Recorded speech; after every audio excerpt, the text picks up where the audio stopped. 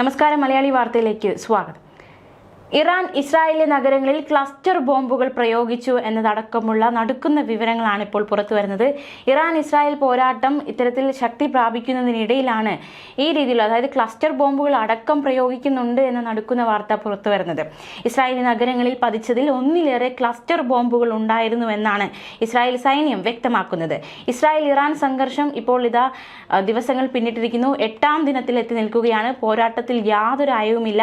ഇവരുടെ ഈ രണ്ടുപേരുടെയും പോരാട്ടം അവസാനിപ്പിക്കുക എന്ന ലക്ഷ്യത്തോടെ ലോകരാജ്യങ്ങൾ ചർച്ചകൾ നടത്തുന്നുണ്ട്. എന്താകും എന്ന ആശങ്കയാണ് ഉടലെടുത്തിരിക്കുന്നത്.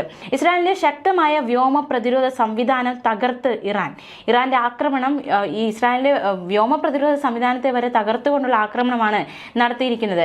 ഒറ്റ എണ്ണമായി തൊടുക്കുന്ന ക്ലസ്റ്റർ ബോംബ് ലക്ഷ്യത്തിലെത്തുമ്പോൾ 100 കണക്കിന് ചെറിയ ബോംബുകളായി പൊട്ടിത്തെറിക്കുമെന്നതാണ് ഈ ക്ലസ്റ്റർ ബോംബുകളുടെ ഒരു പ്രത്യേകത. വ്യാപകമായ നാശം വിതയ്ക്കാൻ ശേഷിയുണ്ട്. ദീർഘദൂര മിസൈലുകളുണ്ട്. ഇറാൻ ക്ലസ്റ്റർ ബോംബുകൾ തൊടുക്കുന്നതും മിസൈലുകൾക്കൊപ്പമാണ് എന്നാണ് ഇസ്രായേൽ സൈന്യം വ്യക്തമാക്കുന്നത്. ഇറാൻ വിക്ഷേപിച്ച ക്ലസ്റ്റർ ബോംബ് അന്തരീക്ഷത്തിലെ 7 കിലോമീറ്ററിന് മുകളിൽ പൊട്ടി 8 കിലോമീറ്റർ പരിധിയിൽ വീണെന്നാണ് ഇസ്രായേൽ സൈന്യം അറിയിക്കുന്നത്. സാധാരണ ജനങ്ങളെ ലക്ഷ്യമിട്ടാണ് ഈ ആക്രമണം. തീർച്ചയായിട്ടും ഇതൊരു യുദ്ധ കുറ്റകൃത്യമാണ് എന്നതടക്കമുള്ള വിമർശനങ്ങൾ ഇറാനെതിരെ ശക്തമാകുന്നു. ഇസ്രായേൽ സൈനിക വക്താവ് ബ്രിഗേഡിയർ ജനറൽ എഫി ഡെഫ്രിനാണ് ഈ പ്രതികരണം, അതായത് ഇറാൻ യുദ്ധക്കുറ്റം ചെയ്തിരിക്കുന്നു എന്നതടക്കമുള്ള പ്രതികരണം നടത്തിയിരിക്കുന്നത്.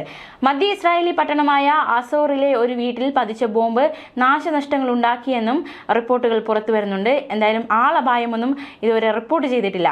ഇനിയും പൊട്ടാത്ത ബോംബുകൾ പല സ്ഥലങ്ങളിലും വീണിട്ടുണ്ട് എന്നും ജാഗ്രത പാലിക്കണമെന്നും സൈന്യം ജനങ്ങൾക്ക് മുന്നറിയിപ്പ് നൽകി.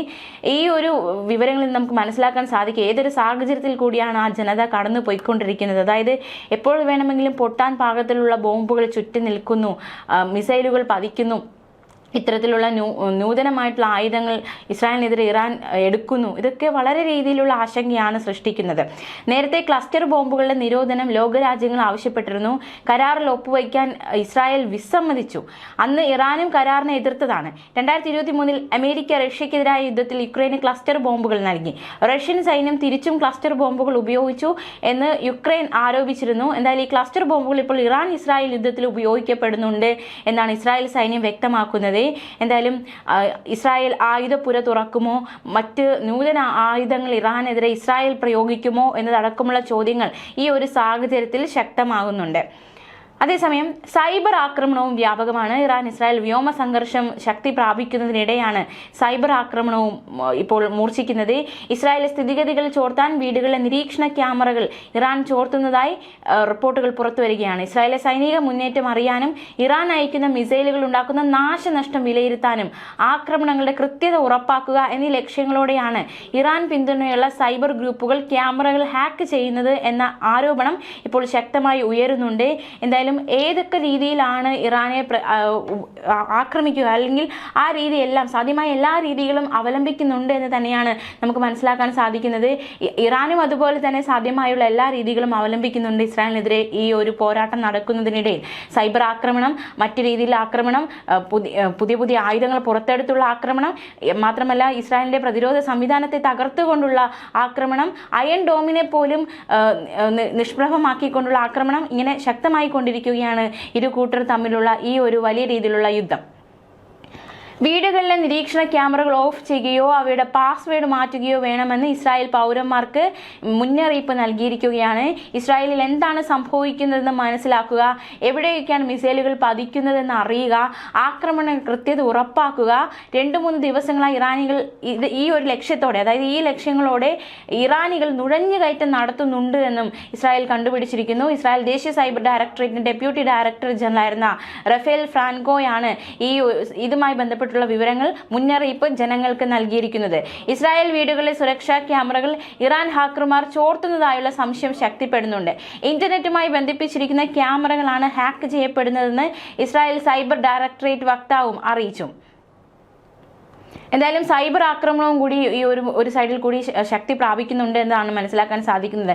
ഇസ്രായേൽ അനുകൂല ഹാക്കിംഗ് സംഘമായ പ്രഡേറ്ററി സ്പാരോ അടുത്തിടെ ഇറാന്റെ പ്രധാന സർക്കാർ ബാങ്കുകളിലൊന്നായ സെപാ ബാങ്കും ക്രിപ്റ്റോ എക്സ്ചേഞ്ചും ഹാക്ക് ചെയ്തതായും ഒരു അവകാശവാദം ഉന്നയിച്ച് രംഗത്ത് വന്നിരുന്നു. എന്തായാലും നൊബിറ്റെക്സ് ഹാക്ക് ചെയ്ത $90 മില്യൺ തട്ടിയെടുത്തു എന്നായിരുന്നു പ്രഡേറ്ററി സ്പാരോ അവകാശവാദം ഉന്നയിച്ചത്. ഇറാന്റെ തന്ത്രപ്രധാന സംവിധാനങ്ങളിൽ വലിയ രീതിയിലുള്ള സൈബർ ആക്രമണമാണ് ഇസ്രായേൽ അഴിച്ചുവിട്ടതെന്ന് ഇറാനും ആരോപിക്കുന്നുണ്ട്.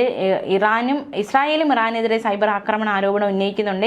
ഇറാനിലെ സ്റ്റേറ്റ് ടെലിവിഷൻ സംപ്രേഷണം ഇസ്രായേൽ ഹാക്ക് ചെയ്തു എന്നതടക്കമുള്ള ആരോപണവും ശക്തമായിരുന്നു. ശിരോവസ്ത്രം ധരിക്കാതെ ഭരണകൂടത്തിനെതിരെ സ്ത്രീകൾ നടത്തിയ പ്രതിഷേധത്തിന്റെ ദൃശ്യം സ്റ്റേറ്റ് ടെലിവിഷനിൽ വന്നതിന് പിന്നാലെയായിരുന്നു ഇറാൻ ഇത്തരത്തിലൊരു വിശദീകരണം അല്ലെങ്കിൽ ഇത്തരത്തിലൊരു ആരോപണവുമായി രംഗത്ത് വന്നത്. ഹാക്കർമാർ സ്റ്റേറ്റ് ടെലിവിഷനിൽ നുഴഞ്ഞുകയറി സംപ്രേഷണം തടസ്സപ്പെടുത്തിയെന്നതടക്കമുള്ള ആരോപണവും ശക്തമായിരുന്നു. അതേസമയം ഇസ്രായേലിന്റെ കരുത്തുറ്റ മിസൈൽ പ്രതിരോധ സംവിധാനമായ അയൺ ഡോം ഹാക്ക് ചെയ്തെന്ന് ഇറാൻ അവകാശപ്പെടുന്നു. നിരീക്ഷണ ക്യാമറകൾ ഹാക്ക് ചെയ്താണ് ഇസ്രായേൽ ആക്രമണ ദൃശ്യങ്ങൾ ഇറാൻ പുറത്തുവിടുന്നതെന്നും ആരോപിക്കപ്പെടുന്നുണ്ട്.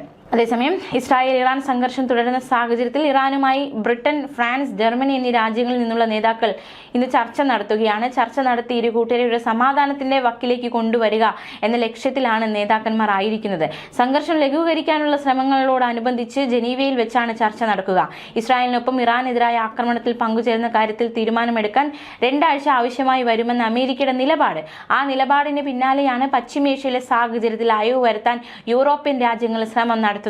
ഇരുകൂട്ടരെയും സമാധാനത്തിലേക്ക് കൊണ്ടുവരിക, അത്തരത്തിലുള്ള ശ്രമങ്ങളൊക്കെ നിലനിൽക്കുന്ന സാഹചര്യത്തിലാണ് നിർണായക ഇടപെടലുമായി യൂറോപ്യൻ രാജ്യങ്ങളും രംഗത്തേക്ക് വരുന്നത്. ബ്രിട്ടൻ, ഫ്രാൻസ്, ജർമ്മനി രാജ്യങ്ങളിലെ പ്രതിനിധികൾ ജനീവയിൽ വെച്ച് ഇറാൻ വിദേശകാര്യ മന്ത്രിയുമായി ചർച്ച നടത്തും. ഈ ചർച്ചയുടെ ഫലം എന്തായിരിക്കും, അല്ലെങ്കിൽ ഈ ചർച്ച ആശാവഹമാണോ? അതായത് ഇരുകൂട്ടരെ ഈ ആക്രമണത്തിൽ പിന്തിരിപ്പിക്കാൻ സാധിക്കുമോ? അങ്ങനെ ഒരുപാട് ചോദ്യങ്ങൾ ഉയരുന്നുണ്ട്. ഉത്തരം അറിയണമെങ്കിൽ ഇനിയും കാത്തിരിക്കേണ്ടിയിരിക്കുന്നു. അന്താരാഷ്ട്ര സമൂഹം ഉറ്റുനോക്കുകയാണ് മറുപടിക്കായി. ആണവ പരീക്ഷണങ്ങളിൽ നിന്ന് പിന്മാറണമെന്നാണ് യൂറോപ്യൻ യൂണിയൻ ഇറാനോട് ആവശ്യപ്പെട്ടത്.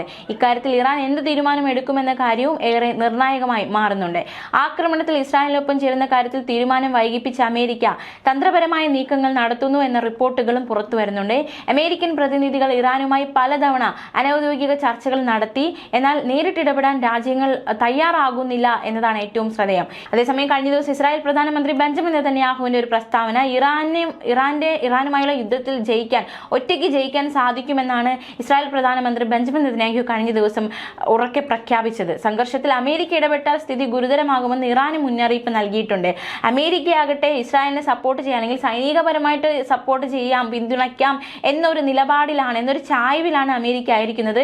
പക്ഷേ സൈനികമായിട്ട് ഇസ്രായേലിനൊപ്പം നിൽക്കരുത്, മറ്റു രീതിയിൽ വേണമെങ്കിൽ ഒരു പിന്തുണ അറിയിച്ചോളൂ, അല്ലാതെ സൈനികമായിട്ടുള്ള ഒരു പിന്തുണ അമേരിക്ക ഇപ്പോൾ ഇസ്രായേലിന് നൽകരുത് എന്നാണ് ലോകരാജ്യങ്ങൾ ഒന്നടങ്കം ആവശ്യപ്പെടുന്നത്. പ്രത്യേകിച്ച് റഷ്യ അടക്കം അമേരിക്കയ്ക്ക് മുന്നറിയിപ്പ് നൽകിയിരിക്കുകയാണ്.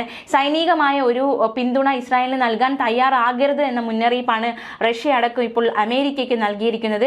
തീർച്ചയായിട്ടും അമേരിക്കയുടെ നിലപാട് എന്താണ് എന്നതും വരും മണിക്കൂറുകൾ മാത്രമേ അറിയാൻ സാധിക്കുള്ളൂ.